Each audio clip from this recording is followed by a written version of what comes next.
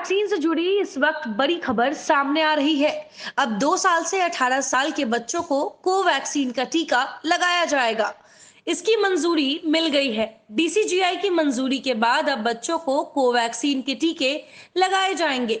देश में संभावित तीसरी लहर के बीच यह बेहद राहत भरी खबर है। मिली जानकारी के अनुसार केंद्र सरकार की तरफ से इसको लेकर जल्द गाइडलाइन जारी की जाएगी। उसके बाद ही बच्चों को टीका लगना शुरू होगा। बताया गया है कि बच्चों को भी बड़ों की तरह कोवैक्सीन के 2 टीके लगेंगे। अब तक हुए ट्रायल में टीके के बच्चों को किसी तरह के नुकसान की बात सामने नहीं आई है। सूत्रों के मुताबिक उन बच्चों को पहले वैक्सीन लगाई जा सकती है जिनको अस्थमा आदि की दिक्कत है। सरकारी जगहों पर यह वैक्सीन मुफ्त लगाई जाएगी।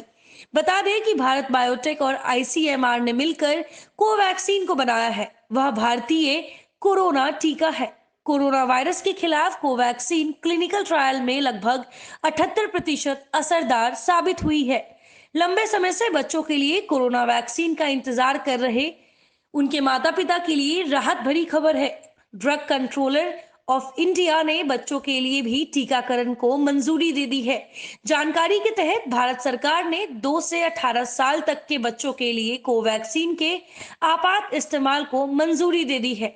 इसके बाद कोवैक्सीन देश की ऐसी पहली वैक्सीन बन गई है जिसे बच्चों पर आपात इस्तेमाल की मंजूरी मिली है।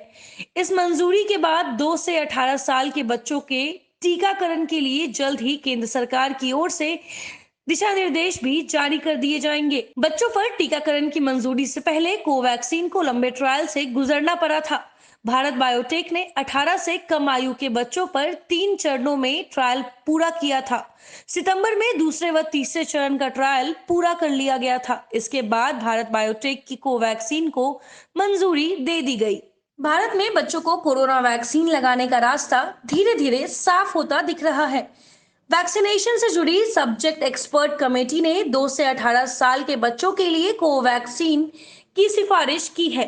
कोवैक्सीन को स्वदेशी फार्मा कंपनी भारत बायोटेक ने तैयार किया है, जो कि हैदराबाद में स्थित है। कोवैक्सीन बच्चों के लिए कोरोना वैक्सीन का ट्रायल लंबे समय से कर रही है।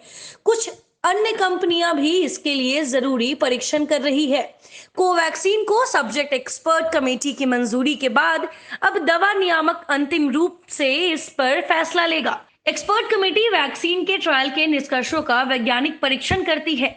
वो तमाम राष्ट्रीय और अंतर्राष्ट्रीय मानकों के आधार पर इसकी सिफारिश करती है।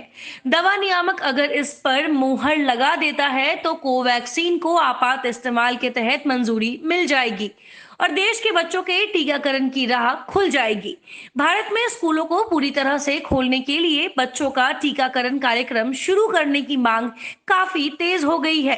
देश में वैक्सीनेशन की कुल संख्या धीरे धीरे 100 करोड़ के करीब पहुंचने के साथ ही इसके संकेत भी मिलने लगे हैं कि कोरोना की तीसरी लहर में बच्चों के ज्यादा प्रभावित होने की आशंका को देखते हुए भी उनके वैक्सीनेशन की मांग हो रही है।